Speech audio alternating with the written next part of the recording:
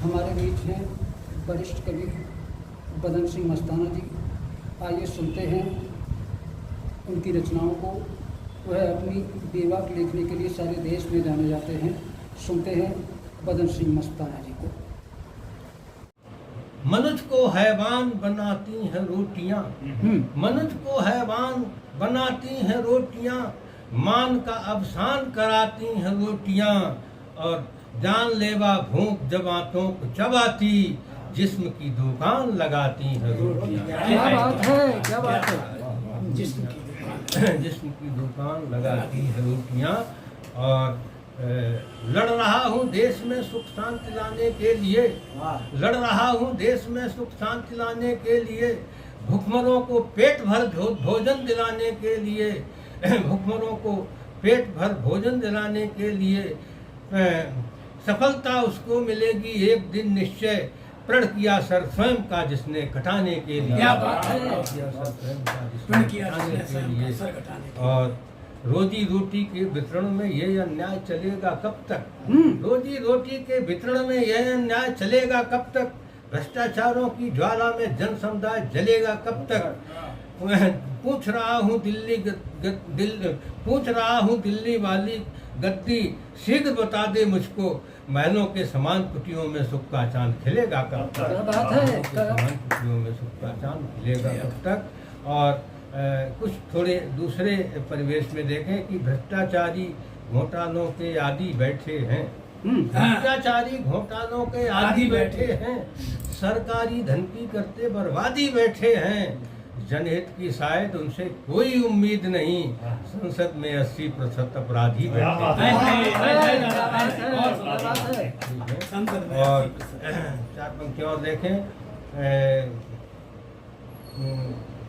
राम मर्यादा कसौटी भेज सकते हैं, राम मर्यादा कसौटी भेज सकते हैं, कसर के तन की कछौटी भेज सकते हैं, देश के नेताओं का मत आचरण पूछो, ये गांधी तक की लंगोटी भेज सकते हैं, ये गांधी तक की लंगोटी भेज सकते हैं। और एक और मैं पढ़ रहा हूँ कि जोड़ तोड़ में दो माहिल सा पहना लगता है, जोड़ तोड़ में जो माहिल सा पहना लगता है, स्वार्थ सिद्ध हित गीधों जैसे डैना रखता है, चंबल घाटी के डाकू तो फिर भी अच्छे हैं, देश का संसद भवन ही भिंड मुरैना लगता है। देश का संसद जोड़ तोड़ में जो माहिल सा पहना लगता है, स्वार्थ सिद्ध हित गीधों जैसे डैना रखता है, और चंबल घाटी के डाकू तो फिर भी अच्छे हैं, देश का संसद भवन ही भिंड मुरैना लगता है। और थोड़ा हट करके देखें, जो अभी सावन चल रहा है, तुलसी पर वाल्मीकि पर भी कुछ बात होनी चाहिए। मैंने थोड़ी हटके बात कही है कि मरा मरा कहकर के पाप से मुक्ति न पाई होती, अपराधी जिंदगी स्वयं की त्याग न पाई होती, कौन जानता कैसे राम थे, कहाँ हुए थे पैदा, वाल्मीकि ने राम की महिमा अगर न गाई होती, राम की महिमा अगर न गाई होती, उनका कहीं मंदिर में विचारों का बन रहा है। दूसरा देखें कि जन्म ना लेते धरा पर अगर तुलसीदास जी, जन्म ना लेते धरा पर अगर तुलसीदास जी, ससुराल ना जाते रात में अगर तुलसीदास जी, राम की ससुराल ना जाते रात में अगर तुलसीदास जी, राम के ये भक्त रबड़ी कहाँ से खाते, राम के ये भक्त रबड़ी कहाँ से खाते, राम की महिमा गाते अगर तुलसीदास जी। क्या बात है, क्या बात है। तुलसीदास जी, राम की महिमा गाते अगर तुलसीदास जी। और एक आध थोड़ी अच्छी छंद सुन लें, ब्रजभाषा का भी एक पढ़ दूंगा, एक छंद सुनिएगा।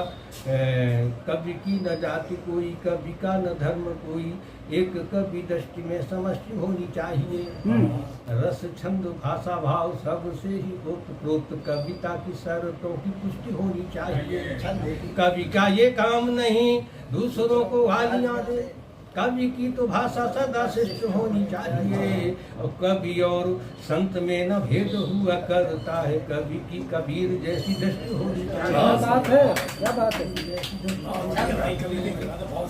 और ये छंद और देखें, जाति धर्म भेद कब बांध पाते बंधनों में सच्ची भक्ति भावना की ओर आसमान को।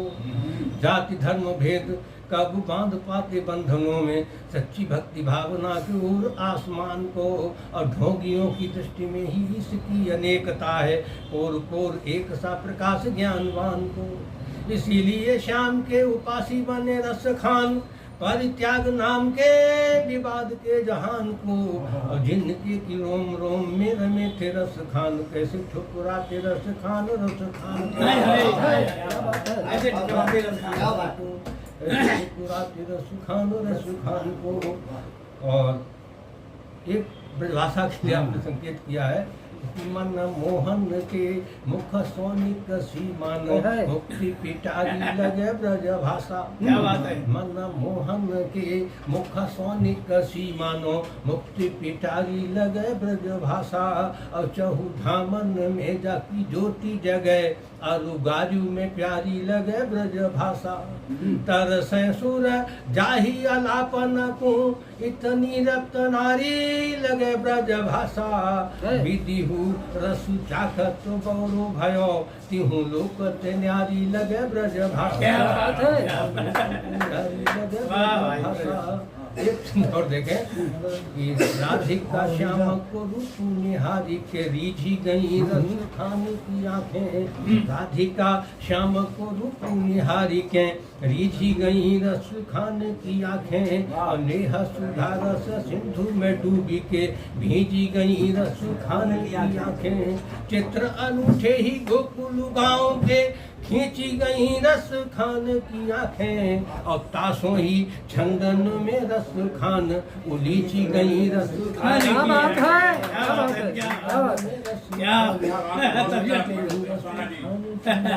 और थोड़ा हट करके देखें, क्योंकि मैं भी साम्यवादी विचारधारा का आदमी रहा हूँ, उससे जुड़ी हुई एक रचना देखें कि देश मुझे ऐसा लगता है, तुझे लुटेरों ने घेरा है।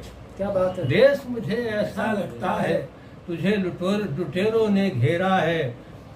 सोच रहा था आजादी के बाद स्वर्ग सा बन जाएगा, खोई हुई प्रतिष्ठाओं की गरिमाओं को दुलराएगा। पर परिणाम बताता है ये, और पति ही दिख रहा है।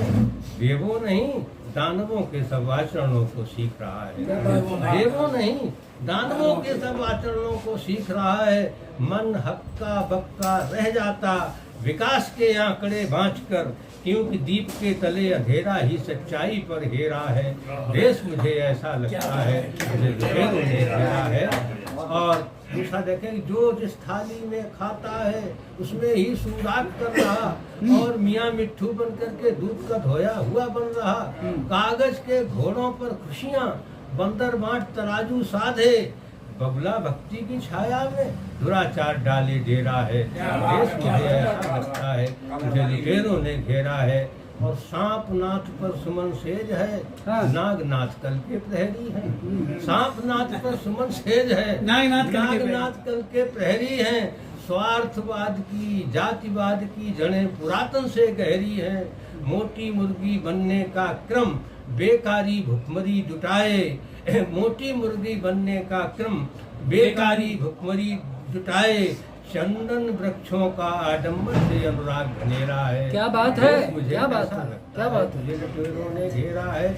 और रंगे सियारों के बहुमत ने वैभव की डोली छीनी है।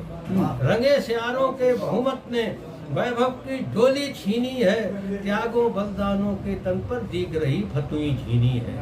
सागर में ही मेघ बरसते, मरुथल बूंद बूंद को तरसे। नभ से तो उतरा, खजूर पर अटका हुआ सवेरा है। क्या बात है, क्या बात है। मुझे लुटेरों ने घेरा है। और फिर समाधान अंतिम बंद में दिया है कि मरता क्या ना करता, सीख सुहागिन होने वाली। मरता क्या ना करता, सीख सुहागिन होने वाली। कभी प्रार्थना से न घाव की पीर पलायन होने वाली। सदा हाथ पर हाथ रखे रहना, बैठे रहना निंदनीय रहा है।